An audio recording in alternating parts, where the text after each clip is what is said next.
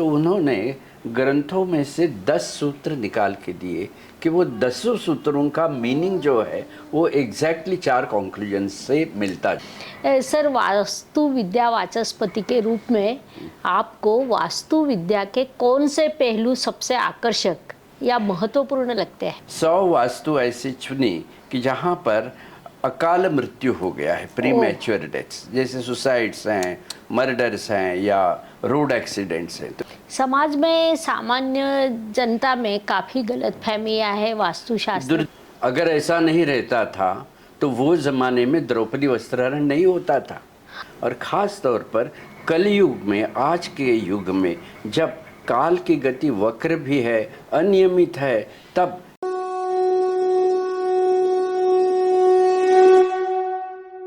नमस्कार। आज हम एक नया सफ़र स्टार्ट करने जा रहे हैं।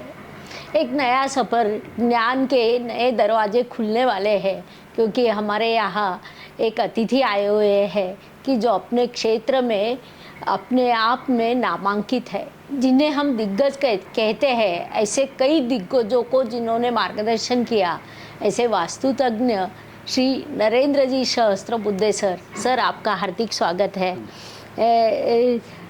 मैं पहचान कर दूँ, इससे अच्छा है कि सर से हम उनकी पहचान जानें। और जैसे जैसे सर की बातें आगे बढ़ेंगी, हम खुद उन्हें अपने आप में जान लेंगे। और आज आपको जो ज्ञान प्राप्त होने वाला है, ज्ञान की जो गंगा बहेगी, उस गंगा का हर किसी ने लाभ लेना जरूरी है। सर, आपका वास्तुतज्ञ बनने तक का सफ़र कैसा रहा? आपको वास्तुशास्त्र में रुचि कैसे निर्माण हुई? बेसिकली मैं स्ट्रक्चरल इंजीनियर करके प्रैक्टिस था जी। मार्केट में हमारे जो मित्र आर्किटेक्ट लोग थे, उनको ये अनपढ़ वास्तु एक्सपर्ट्स की कारण बहुत तकलीफ होती थी। अच्छा। इसलिए उन्होंने बोल दिया मुझे कि आपको ज्योतिष आता है, योग शास्त्र का ज्ञान है, मॉडर्न साइंस, हमने इंडियन इंस्टीट्यूट ऑफ साइंस में बहुत अच्छे ईसीजी सुदर्शन जैसे लोगों के लेक्चर सुने हुए हैं। ओके। तो ये तुम डिस्प्रूव कर सकते हो शास्त्र। अच्छा। तो ये जरा डिस्प्रूव करो ताकि हमको तकलीफ न हो जाए। तब मैंने उनको कह दिया कि ऐसे डिस्प्रूव नहीं करेंगे, हम सर्च करेंगे, रिसर्च करेंगे और बाद में क्या होता है वो देखेंगे। इसलिए हमने 100 वास्तु ऐसी चुनी कि जहाँ पर अकाल मृत्यु हो गया है, प्री मैच्योर डेथ्स, जैसे सुसाइड्स हैं, मर्डर्स हैं या रोड एक्सीडेंट्स हैं। तो इस प्रकार की 100 वास्तुएं हमने चुनी, सब पूरे महाराष्ट्र में। और हमारे एसोसिएट लोग थे, वो सब वो घर में जाते थे, उनको एक क्वेश्चनर, प्रश्नावली दी थी और उसमें यस नो इस प्रकार से भर के उनको लाना था। तो ये प्रोसेस लगभग 2 साल चली। अच्छा। 2 साल बाद वो पूरा ब्यौरा तैयार हो गया। तो जब हमने देखा तो सब 25 क्वेश्चन में से ऑल द स्पेसेस, वो जहाँ पर ये घटनाएं घटी हुई हैं, वो सब उसमें 4 कॉमन कंक्लूजन्स निकल आए। सब में 4 जो थे क्वेश्चंस, सब में वो मिल गए। अच्छा। उसके बाद मधुर कृष्ण मूर्ति करके आंध्रा में हैं, महर्षि महेश योगी के वो प्रमुख ज्ञाता समझे जाते हैं, प्राध्यापक समझे जाते हैं वास्तु के, बहुत उम्र थी। तो उनको मिलने को हम और हमारे उमेश देसाई वगैरह 2-3 आर्किटेक्ट गए थे। तब उन्होंने देखा कि यंग लोग आए हैं तो बहुत खुश हो गए कि ये शास्त्र के, तब तो 40 की उम्र में थे ना। हाँ, बिल्कुल। तो गए तो हमने उनको दिखा दिया कि ये हमारे कॉन्क्लूजन्स है, 4 कॉमन कॉन्क्लूजन्स। तो उन्होंने ग्रंथों में से 10 सूत्र निकाल के दिए कि वो 10 सूत्रों का मीनिंग जो है वो एग्जैक्टली 4 कॉन्क्लूजन से मिलता जुलता। क्या बात है। और वैसे संस्कृत में जो थोड़ी बहुत आ जाती है, तो मैंने वो जैसे सूत्र पढ़े तो उससे मुझे पता चला कि अरे, हम जो कॉन्क्लूजन निकाल के आए हैं वही कॉन्क्लूजन का प्रतिबिंब इन 10 सूत्रों में। तो एक तरीके से डिस्प्रूव की बजाय शास्त्र अप्रूव हो गया। और उसके बाद मेरा जो अनेक संतों के साथ, जैनों के महासंत जैसे शिवमुनि महाराज साहब वगैरह हैं, उनके साथ जैसे जैसे संबंध बढ़ता गया, वैसे वैसे ये शास्त्र के जो अलग आयाम है वो मुझे ध्यान में आ गए। फिर हमने जो एक बुक लिखी वो वास्तु शिव विज्ञान, जो शिवमुनि महाराज सर को अर्पित की है। जी। और वो खास तौर पर योग शास्त्र पर आधारित है। अच्छा। हम हमारे हर कोर्स में बताते रहते हैं कि योग शास्त्र जो है वो वास्तुशास्त्र की जननी है।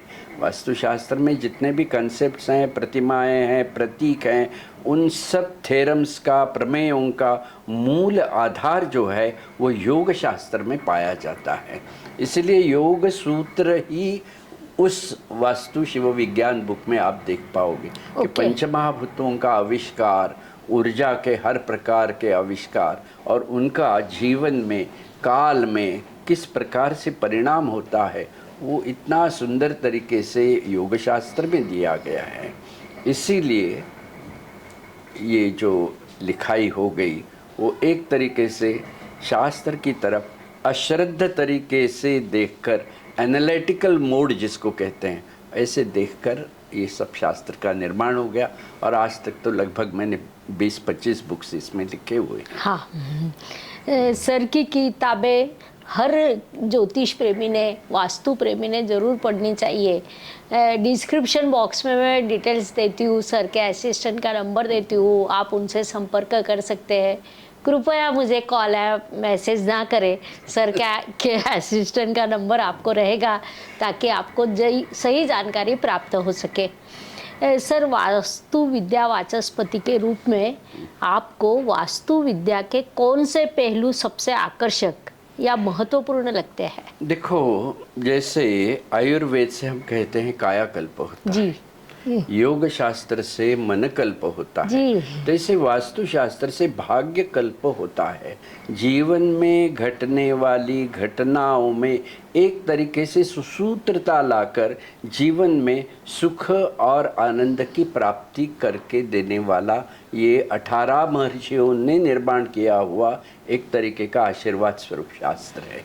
और ख़ास तौर पर कलयुग में, आज के युग में, जब काल की गति वक्र भी है, अनियमित है, तब दिशाओं के स्पंदनों के माध्यम से उस काल को अपने घर में, अपने भवन में, अपने सभोताल में एक तरीके से स्थिर करने का आयाम करके शास्त्र की निर्मिति 18 महर्षियों ने की हुई है। इसलिए भाग्य कल्प के जरिए जीवन में इसका विस्तार अत्यंत महत्वपूर्ण है। बहुत बढ़िया सर। क्या सचमुच इस शास्त्र का असर होता है? हाँ, क्योंकि कणाद जो महर्षि थे जी, 5-6 हजार साल पहले के, जी, उन्होंने दिशा और काल ये दो मानने को नकार दिया हुआ है। वो कहते हैं दिक्काल, कि आज जिसको टाइम स्पेस वन कंटिन्यूम कहते हैं, उसका एक तरीके से मूलभूत स्रोत जो है वो कणाद महर्षि ने दिक्काल किया है। जिन्होंने दिशाओं के स्पंदनों की तरफ ध्यान दिया नहीं, उनके जीवन में यह काल सर्प स्वरूप विषमय होगा। और जिन्होंने ये दिशाओं के स्पंदनों के बारे में ठीक ठीक से अध्ययन करके उसके साथ अपने जीवन गति को जोड़ दिया, उसके जीवन में ये काल गति जो है वो शेष समान आधार स्वरूप प्रकट होती है। क्या बात है। ये दिक्काल टर्मिनोलॉजी जो दी है कणाद महर्षि ने, उसका ये विस्तार स्वरूप है। और वही विस्तार आपको वास्तुशास्त्र के अनेकों ग्रंथों में पाया जाता है। लेकिन इसका मूल स्रोत जो है वो शिवस्वरोदय, प्रत्याभिज्ञ हृदयम, शिवसूत्रे, इस प्रकार से जो प्राचीन ग्रंथ है, खास तौर पर कश्मीरी शैविज्म से जुड़े हुए जो ग्रंथ हैं, उन ग्रंथों में पाया जाता है। बहुत बढ़िया। आप पारंपरिक वास्तु सिद्धांत को आज के समकालीन जिंदगी से कैसे जोड़ते हैं? देखो, काल तो विषम तरीके से गए 5-6 हजार सालों से चल ही रहा है। जी, अगर ऐसा नहीं रहता था तो वो ज़माने में द्रौपदी वस्त्राहरण नहीं होता था। हाँ, ऐसी घटना आज के ज़माने में तो होती नहीं। वो तो राजकुमारी होने के बावजूद इस प्रकार का हादसा उनके बारे में घट गया है ना। मतलब काल की गति जो है, जो विषम हो रही है, वो गए 5-6 हजार सालों से वही चल रहा है। इसीलिए दिशाओं के स्पंदनों को असाधारण महत्व है, क्योंकि काल की पकड़ अपने हाथ में है नहीं, लेकिन दिशाओं का स्पंदन ऋषियों के पारंपरिक ज्ञान की वजह से हम समझ सकते हैं। इसीलिए इसको कहते हैं कि vibrations, waves, sound and light, इस 4 आयामों के द्वारा शास्त्र का विस्तार किया गया है। जैसे बृहदारण्यक उपनिषद में आप देखोगे तो उन्होंने एक टर्मिनोलॉजी का यूज़ किया है, तेजस द्रव्यम। अच्छा। हाँ, आज के ज़माने में हम कहते हैं कि जो लाइट का रे आता है ना, वो वेव्स है। जी। और ऐसे भी कहते हैं कि उन्होंने फोटॉन्स करके कण भी है। तो फोटॉन्स करके कण है मतलब द्रव्य है, और तेजस है मतलब वेव्स है। मतलब इसका मूलभूत आविष्कार प्रकाश का किस माध्यम से होता है, तो इसको तेजस द्रव्यम ये जो नाम दिया हुआ है पारंपरिक अपने वाङ्मयों में, उपनिषदों में, उसी का विस्तार आपको वास्तुशास्त्र में दिखाई देता है कि आज किस प्रकार से आपका रिलेशनशिप प्रकाश से जुड़ जाता है, जिसको सौर संदर्भ कहते हैं, वो पारंपरिक शास्त्र में बहुत सुंदर तरीके से दिया हुआ है। बहुत बढ़िया। समाज में सामान्य जनता में काफ़ी गलतफहमियां है वास्तुशास्त्र के। दुर्दैव ऐसे हैं कि आज के ज़माने में सब वो ये शास्त्र का चलन पूर्णतः भ्रष्ट चल रहा है कि अलग अलग तरीके के बहकाने वाले मशीन्स निकाल कर, जैसे स्कैनर्स हैं, सेंसर्स हैं, डाउजर्स हैं, ये सब वेद विहीन तरीके से शास्त्र का पूर्णतः एक तरीके से विनाश हो गया है। जी। मैं मेरी ज़िंदगी में ये प्रण उठाया है कि वैदिक वास्तुशास्त्र को ही किस तरीके से विकसित किया जाए और उसको एस्ट्रोलॉजी और योग शास्त्र से जोड़कर अधिकाधिक पारंपरिक तरीके से इसको कैसे पेश किया जाए, इस पर मेरा तो आज तक का प्रयत्न है। और वही हम सब विद्यार्थियों को बताते हैं कि इजी मनी के पीछे जाकर आप ये, हम उसको डिंग डोंग कहते हैं तो वो जो हथियार लेकर घूमना और बताना ऊर्जा इधर से आई उधर से गई, इसकी कोई ज़रूरत नहीं। पारंपरिक शास्त्र इतना सशक्त और सबल है कि उसके लिए किसी प्रकार के मशीन्स की ज़रूरत नहीं। और शास्त्र जो है वो मन से, सुख से, भोग से, आनंद से जुड़ा हुआ है। ये चारों चीज़ें कोई मशीन्स के माध्यम से आप काउंट नहीं कर सकते। बड़ा से बड़ा साइंटिस्ट भी हो तो वो भी इस तरीके के इसको चालूगिरी कहेगा। द वे इन विच ये लोग यूज़ कर रहे हैं सब भ्रष्टता है। तो ये भ्रष्टता की वजह से पारंपरिक वैदिक वास्तुशास्त्र का विनाश होने की घड़ी पास आई है, ऐसे लगता है। बहुत दुख होता है। सर, आपके अनुभव से वास्तुशास्त्र व्यक्ति और पर्यावरण के समग्र कल्याण के लिए कैसे योगदान देता है? ऐसे हैं, व्यक्ति जो है तो व्यक्ति का अंतःकरण चतुष्टय है, और अंतःकरण चतुष्टय जो है वो मन है, चित्त है, बुद्धि है, अहंकार है। और ये चारों जो अब आयाम है, वो चारों आयामों का संदर्भ जो है वो पंचमहाभूतात्मक है। जैसे अग्नि है अहंकार से, मन जल तत्व का है। आपके ज्योतिष शास्त्र में भी आता है कि बुद्धि 3, 7, 11 मतलब वायु तत्व की है। इस प्रकार से पंचमहाभूतों का सही सही आविष्कार जिस भवन में हो जाता है, वहाँ पर मन की गति जो है वो ऊर्ध्व हो जाती है। मन की गति ऊर्ध्व होना, प्राण की गति ऊर्ध्व होना, यही तो अपने पारंपरिक सर्वशास्त्रों का एक महत्वपूर्ण उद्देश्य है। जी। तो मन की गति जब ऊर्ध्व हो जाती है तब उसी को मन की विशालता हम कह जाते हैं ना। तो उससे तो हर चीज़, पर्यावरण क्या, हर व्यक्ति, पर्यावरण, उसका सभोता, इसमें एक सुखद लहरें प्राप्त हो ही जाती है। इस प्रकार से बहुत बढ़िया। आपने प्रैक्टिकली वास्तु सिद्धांत के उपयोग के माध्यम से किसी को विशेष सफलता प्राप्त करते या परिवर्तन होते देखा है? बहुत बहुत।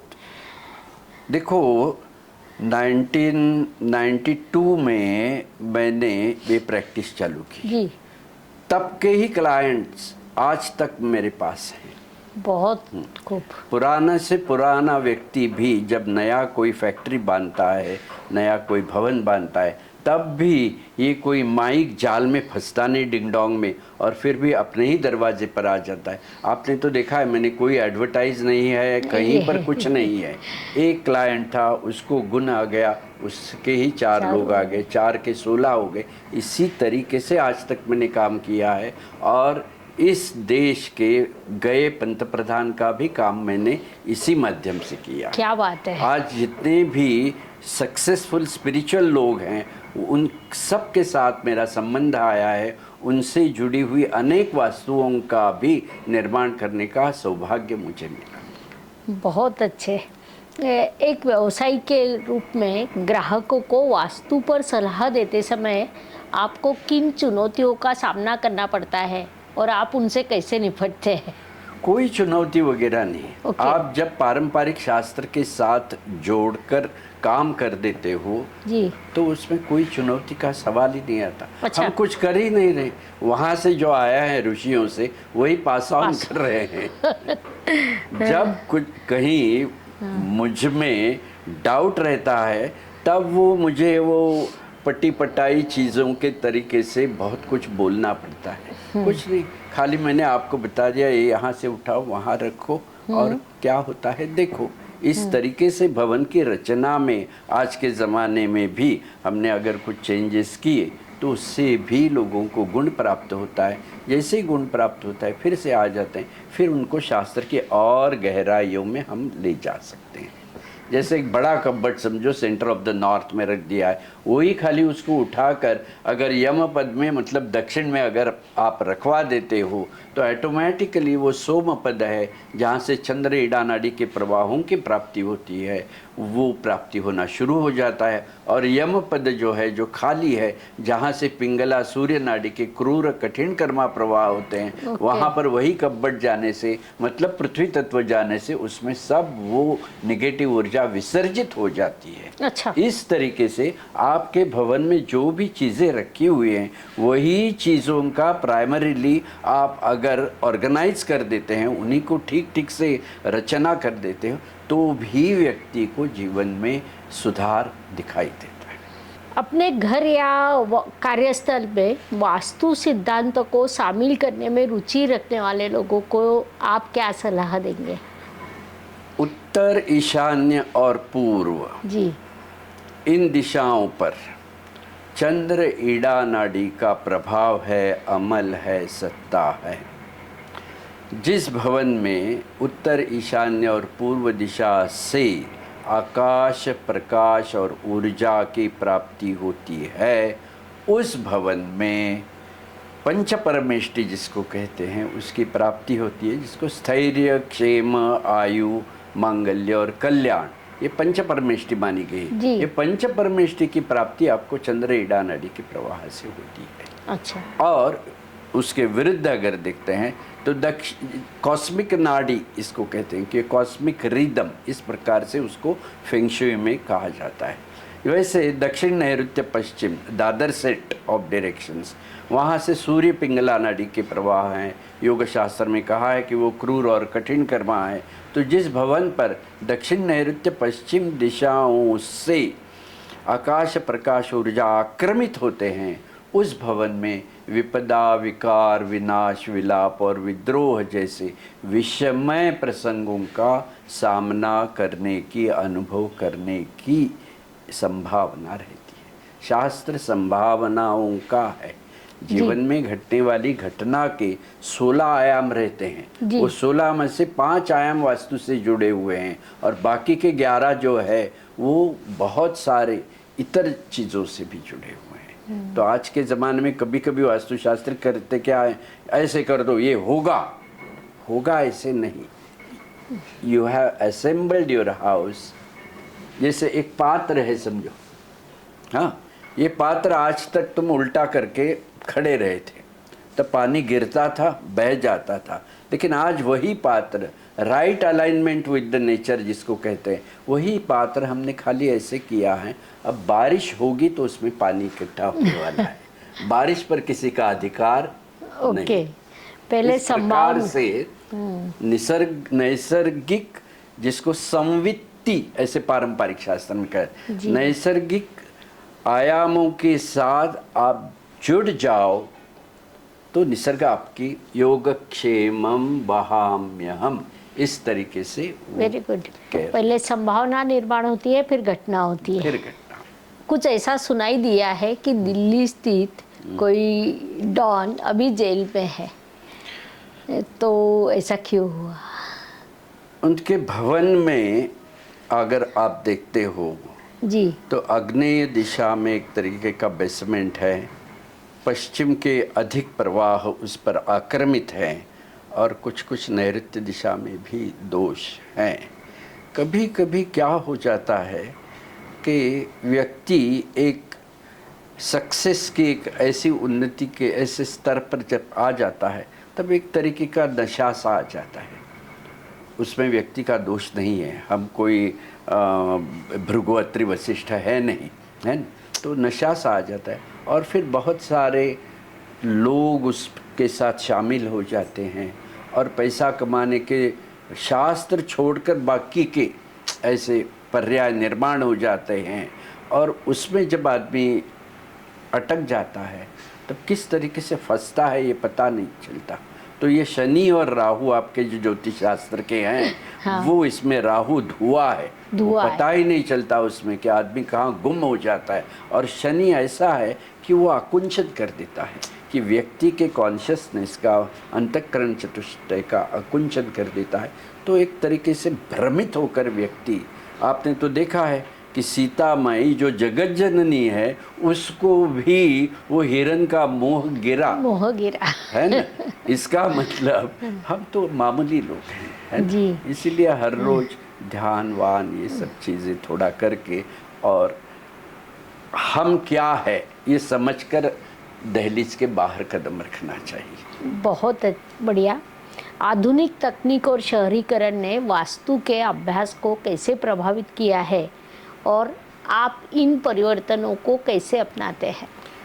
आधुनिक तकनीकी का संदर्भ पारंपरिक शास्त्र में लाने की कोई ज़रूरी नहीं, जो कि अच्छा। साइंटिस्ट करके खुद को नामाभिधान देकर जो अलग अलग तरीके के इंस्ट्रूमेंट्स, डाउजर्स और जैसे मैंने बता दिया था सेंसर्स, डाउजर्स, स्कैनर्स, ये सब घुसा दिए हैं शास्त्र में, तो इनका कोई संदर्भ नहीं है। अच्छा। ये पारंपरिक शास्त्र है। जितने तुम पारंपरिक में घुसते जाओगे उतना ही आपको उसका ज्ञान प्राप्त होगा।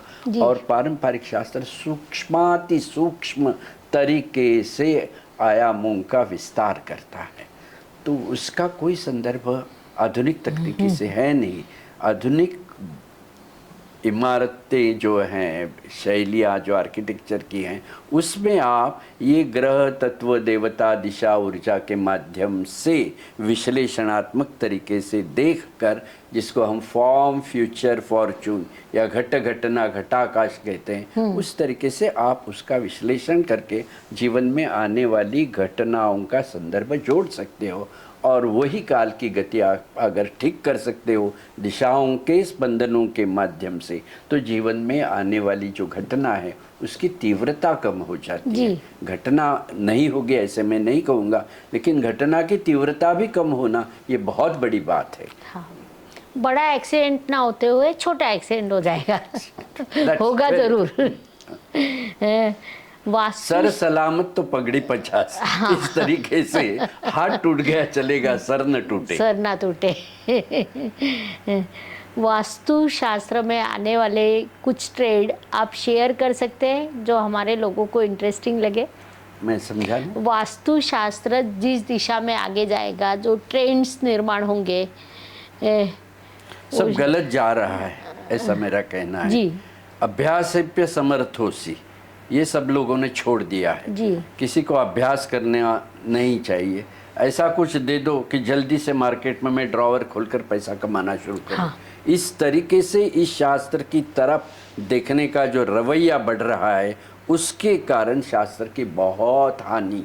और नए नए इंस्ट्रूमेंटेशन ये पैसा कमाने के लिए, जैसे हम मल्टी लेवल मार्केटिंग जैसा करते हैं, एक कोर्स ले लेते हैं, 2 लाख फीस रखते हैं, उसमें 1 लाख रुपए का आपको इंस्ट्रूमेंट दिया करके देखते हैं। यहाँ धारावी के झोपड़पट्टी में वो इंस्ट्रूमेंट 1200 1000 में मिलता है। इतना वो एकदम रॉ तरीके का वो इंस्ट्रूमेंट है, उसमें कुछ है ही नहीं, दम ही नहीं है।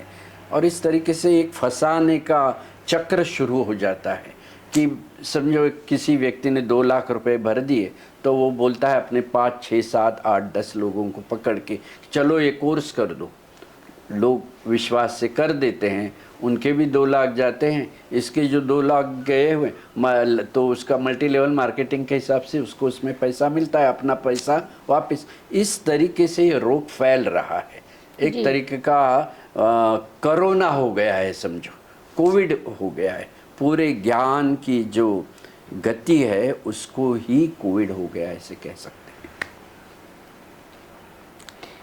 वास्तुशास्त्र के संदर्भ में आपका कोई आने वाला प्रोजेक्ट है तो हम जानकारी चाहेंगे। बहुत प्रोजेक्ट्स चल रहे हैं अभी जी। बहुत सारे इंडस्ट्री, अभी हम लगभग 20 नई इंडस्ट्रियल वेंचर्स में जोड़ दिए गए हैं, जहाँ पर आर्किटेक्ट लोगों को समझा कर हम पारंपरिक शास्त्र से जोड़ रहे हैं उनको।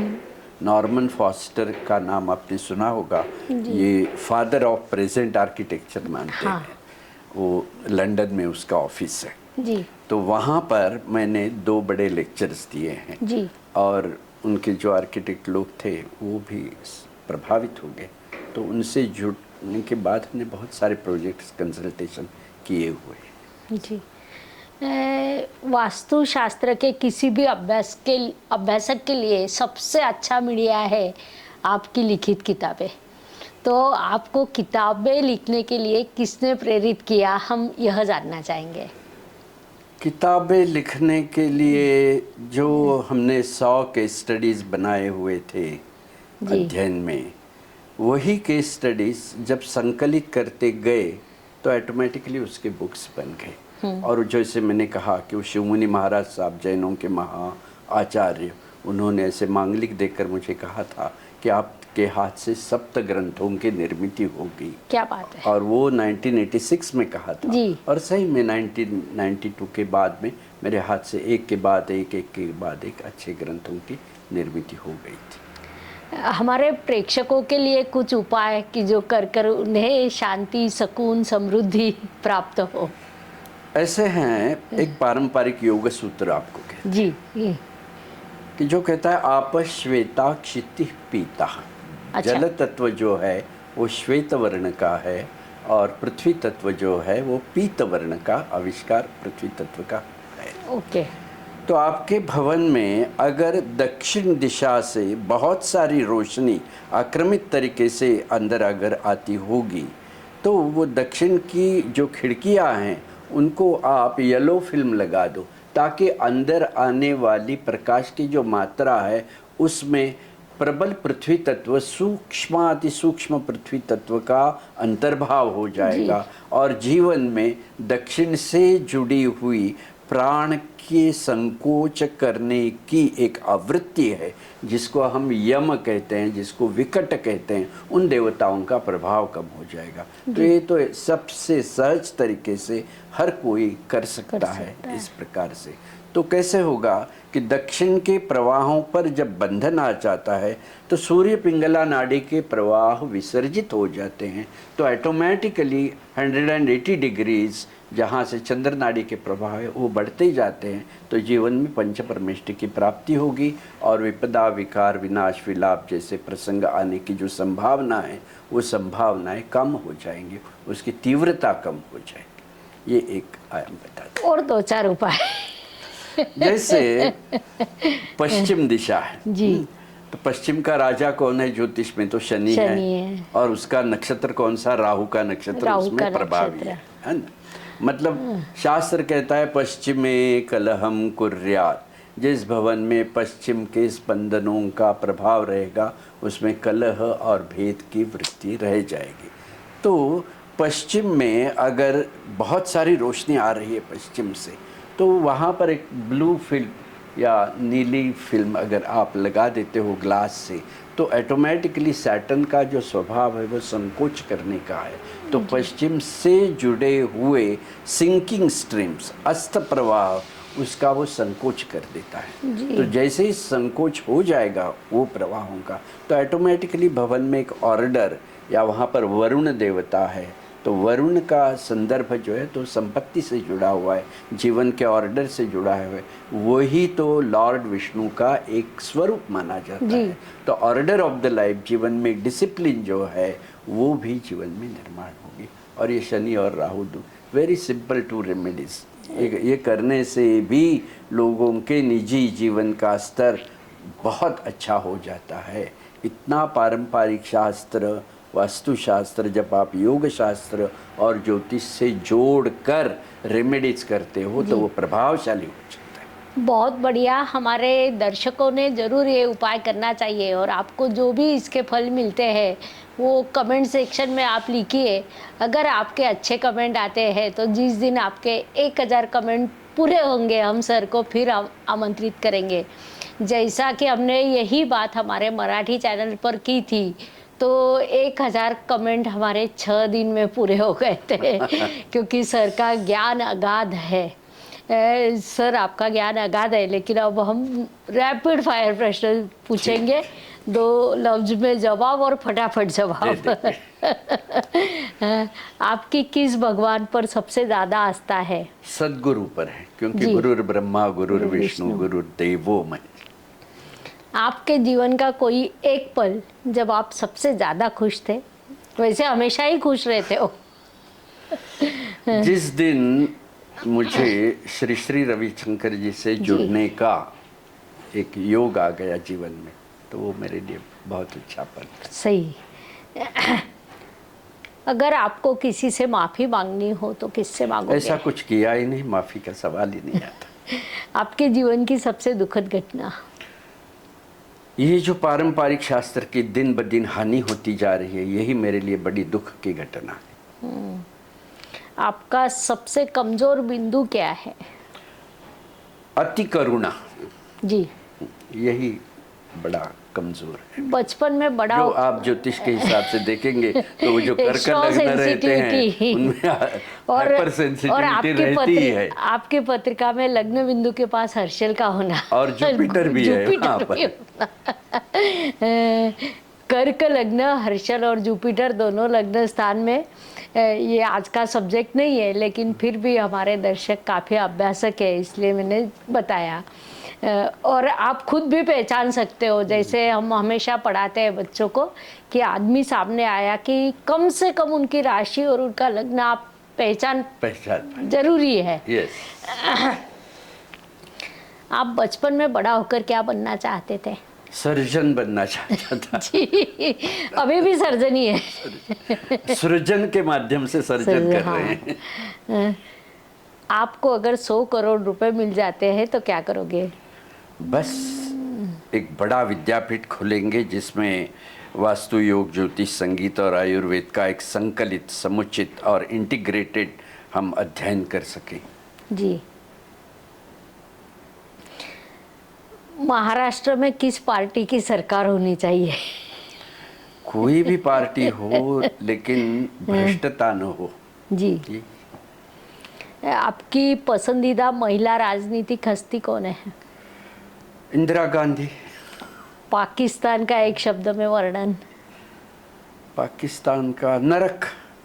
ओह, सही है। अगर आप राजनीति में आना चाहे तो किस पार्टी में शामिल होंगे? मैं खुद की पार्टी निकालूंगा। आपको 2 विकल्प दिए जाएंगे, उसमें से आपने एक विकल्प चुनना है और सिर्फ एक ही चुनना है। राम मंदिर या राम मंदिर हॉस्पिटल? राम मंदिर। बागेश्वर धाम सरकार की ओशो? ओशो। लता मंगेशकर के हेमा मालिनी? लता मालिनी या हेमा मंगेशकर, कॉम्बिनेशन।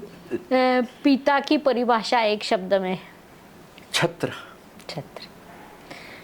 पत्नी या बेटा? पत्नी। एकनाथ शिंदे या उद्धव ठाकरे, वो मेरा विषय नहीं है। देवेंद्र फडणवीस की नितिन गडकरी? देवेंद्र फडणवीस। बहुत बढ़िया सर, आज आपने अपने बिजी शेड्यूल से टाइम निकालकर हमारे यहाँ आए। हमारे दर्शकों को काफ़ी अच्छा, बहुत अच्छा सर, आज आप अपने बिजी शेड्यूल से समय निकालकर यहाँ पर आए और हमारे दर्शकों को काफ़ी अच्छा मार्गदर्शन मिला, बल्कि जो छोटे छोटे उपाय आपने दिए कि जिससे हमारे दर्शकों को दीर्घकालीन लाभ प्राप्त होगा, आपका बहुत शुक्रिया, धन्यवाद। शुभम भवतु। जय ज्योतिष। जय गुरुदेव। ज्योतिष का अध्ययन तथा शास्त्र की शास्त्रीय तरीके से पढ़ाई करने के लिए मेरी 2 किताबें प्रकाशित हो चुकी है, उनका अवश्य लाभ लीजिए। Please like, share and subscribe the channel, और हाँ, बेल आइकॉन दबाना ना भूलें। धन्यवाद।